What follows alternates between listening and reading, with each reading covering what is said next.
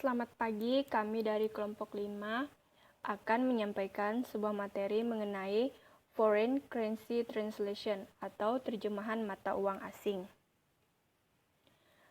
Pengertian transaksi mata uang asing. Transaksi mata uang asing terjadi setiap kali suatu perusahaan membeli atau menjual barang yang dibuat dalam mata uang asing atau ketika meminjam atau meminjamkan mata uang asing. Contohnya, misalnya ketika suatu perusahaan akan melakukan suatu kegiatan ekspor maupun impor barang luar negeri.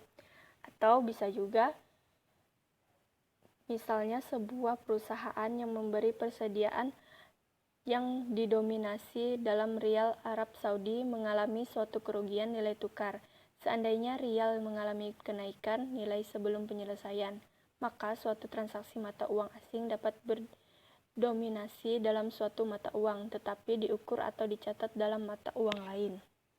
Menurut FAS nomor 52, pernyataan otoritatif Amerika Serikat tentang akuntansi mata uang asing mengamanatkan perlakuan berikut untuk transaksi mata uang asing.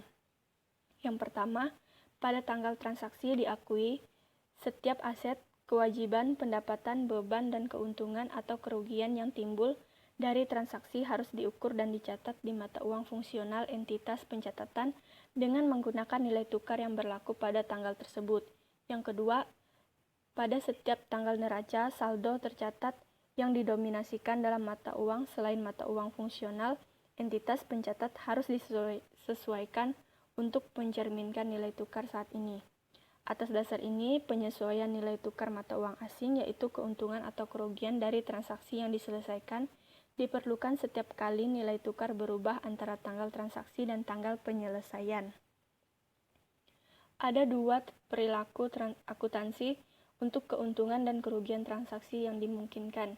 Yang pertama yaitu perspektif transaksi tunggal, yaitu penyesuaian bursa baik diselesaikan maupun belum diselesaikan, diperlakukan sebagai penyesuaian pada akun transaksi awal dengan asumsi bahwa transaksi dan penyelesaiannya adalah peristiwa tunggal.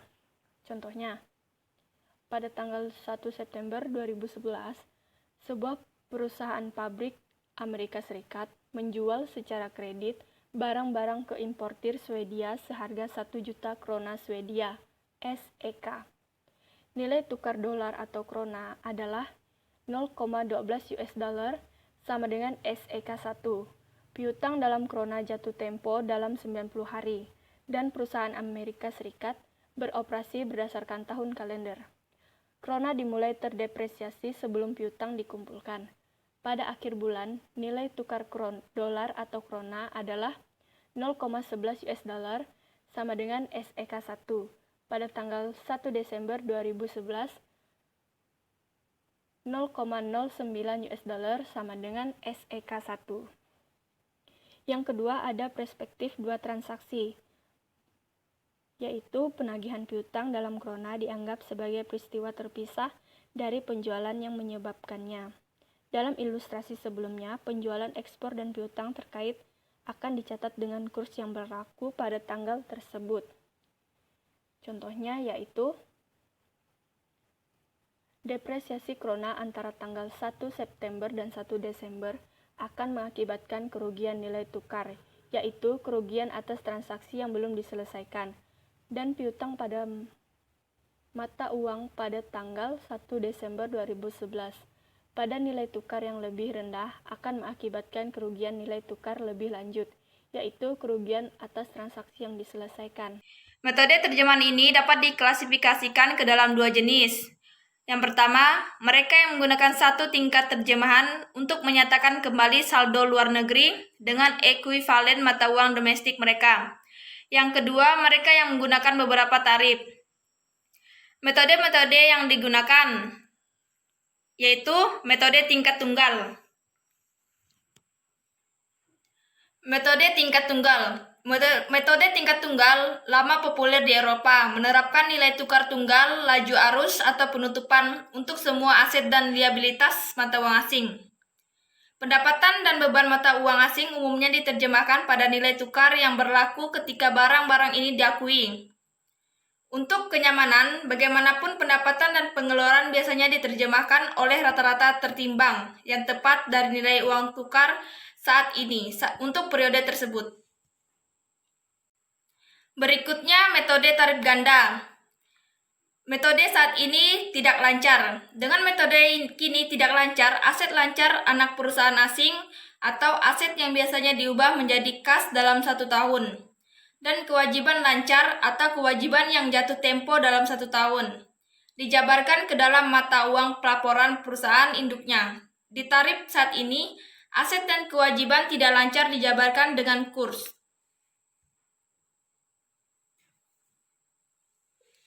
Metode moneter non-moneter. Metode moneter non-moneter juga menggunakan skema klasifikasi neraca untuk menentukan tarif transaksi yang sesuai. Aset dan kewajiban moneter yaitu klaim dan kewajiban untuk membayar sejumlah mata uang tetap di masa depan dijabarkan dengan kurs saat ini. Berikutnya, metode temporal. Transaksi mata uang tidak mengubah atribut item yang diukur, itu hanya mengubah satuan ukuran. Dengan kata lain, penjabaran saldo luar negeri menyatakan kembali denominasi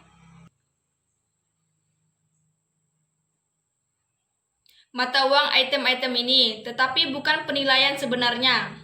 Jenis-jenis terjemahan mata uang. Yang pertama, terjemahan ketika mata uang lokal merupakan mata uang fungsional.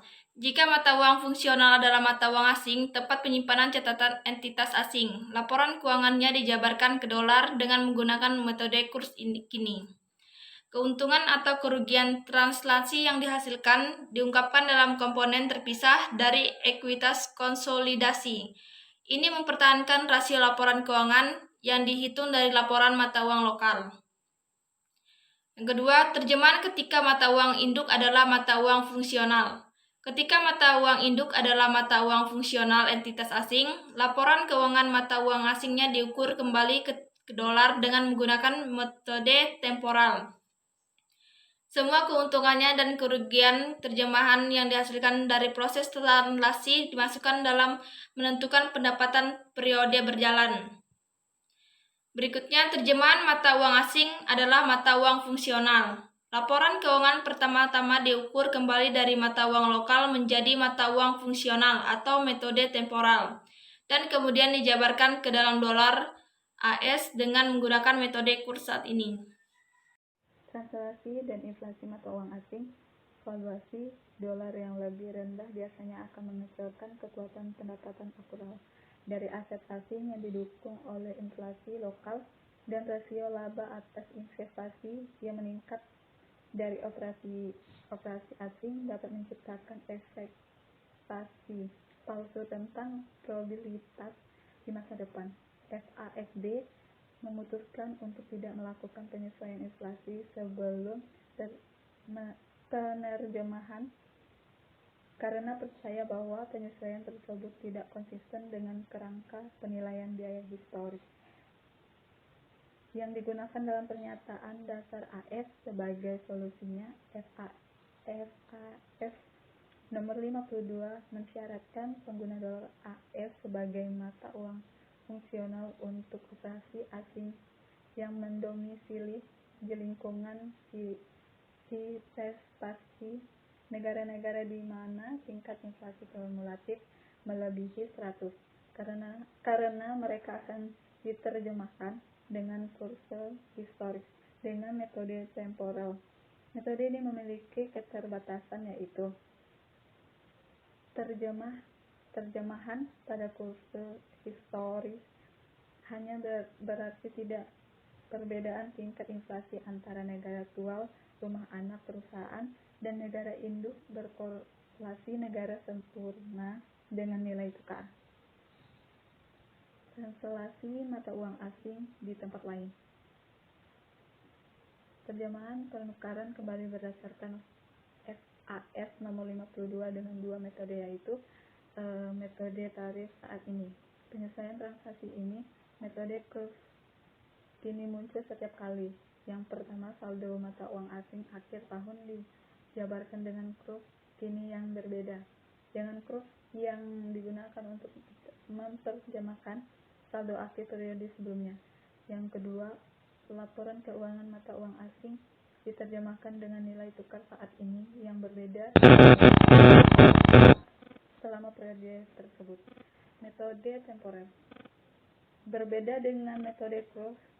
Saat ini metode temporal menerjemahkan saldo mata uang asing menggunakan cross history mempunyai cross saat ini. Perhitungan penyelesaian pertukaran yang menggunakan keuntungan dan kerugian transaksi dan translasi juga berbeda.